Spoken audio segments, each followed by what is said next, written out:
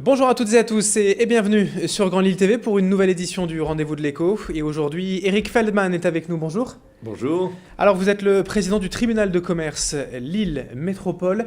Un tribunal de commerce, si vous deviez présenter votre métier et son rôle en deux mots, c'est quoi? Alors, le rôle du tribunal de commerce, c'est une institution judiciaire qui a exactement trois fonctions précises. Ça concerne le greffe. Le greffe, c'est un service qui enregistre et qui immatricule la naissance des entreprises. Ensuite, il y a les contentieux entre entreprises, où là, les avocats et leurs clients viennent plaider leurs différends devant la justice.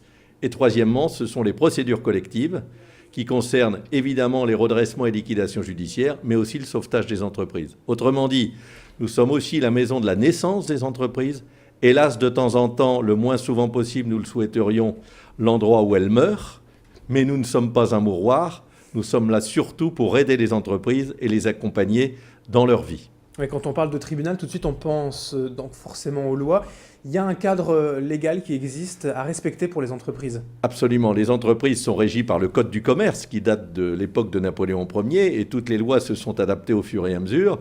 Nous sommes donc une institution du service, je dirais, dans la séparation des pouvoirs de l'ordre judiciaire.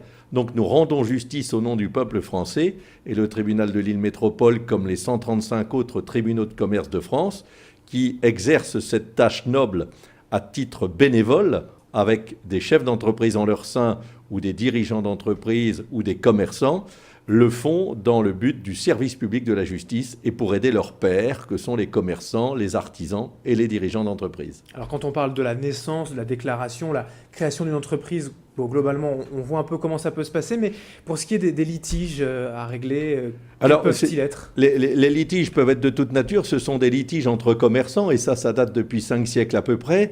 Vous avez un fournisseur qui a reçu une commande d'un client.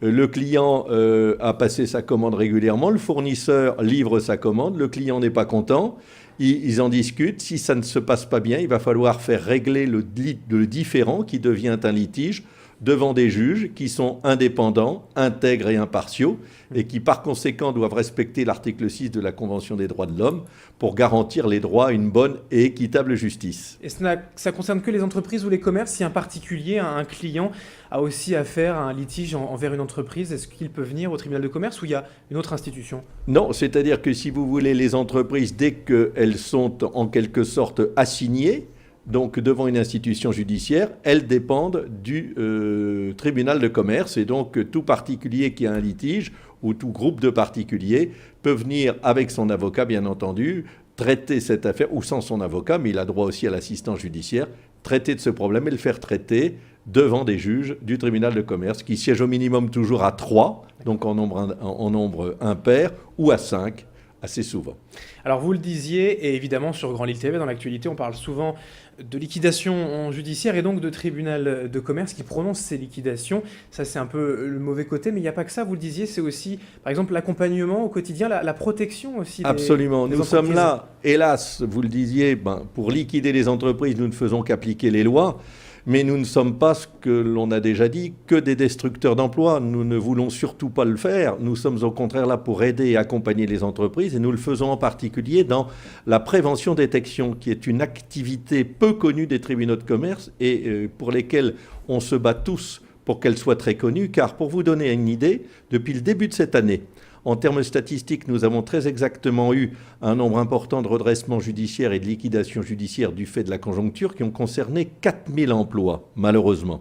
Mais dans le même temps, dans les opérations de prévention et de détection des difficultés des entreprises, donc quand on prend en amont ces difficultés, que l'on anticipe un maximum, cela a concerné 12 000 emplois. Donc le ratio va quand même de 1 à 3. Ça veut dire qu'on arrive à sauver, entre guillemets, 3 fois plus d'emplois que ceux qui sont hélas concernés par les procédures de liquidation et de redressement. Et toujours en restant dans le cadre de la loi. Hein, bien entendu, nous ne sommes là que pour appliquer la loi, encore une fois au nom du peuple français, et c'est bien loin qu'on puisse nous demander, puisque nous avons à notre disposition tous les textes, code de procédure civile, code de commerce. Alors depuis un an tout juste, depuis le 1er janvier 2013, les tribunaux de commerce de Lille et de Roubaix-Tourcoing ont fusionné donc pour appeler maintenant le tribunal de commerce Lille Métropole. En un mot, pourquoi cette fusion ? Eh bien, c'est une demande associée des juges de Lille et de Roubaix-Tourcoing qui ont décidé et qui ont souhaité fusionner ensemble parce que Lille est une grande métropole communauté urbaine et il était important que Lille et Roubaix-Tourcoing, donc l'ensemble de la communauté urbaine, soient dotés d'une institution judiciaire à sa taille. Et c'est comme ça que nous avons souhaité faire une fusion que le législateur a consacrée par un décret du 13 septembre 2012 et qui a créé un tout nouveau tribunal, Lille Métropole, qui a le nom donc de Lille Métropole, bien entendu, qui ressemble à sa communauté, avec 65 juges et qui regroupe des juges qui venaient autrefois du tribunal de Lille et de Roubaix-Tourcoing.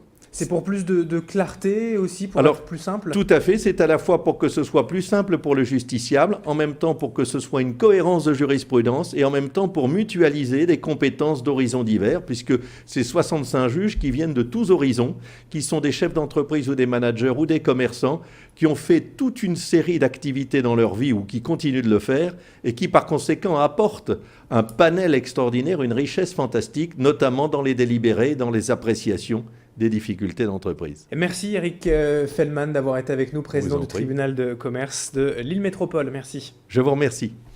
Merci à vous de nous avoir suivis sur Grand Lille TV. Dans un instant, l'information continue.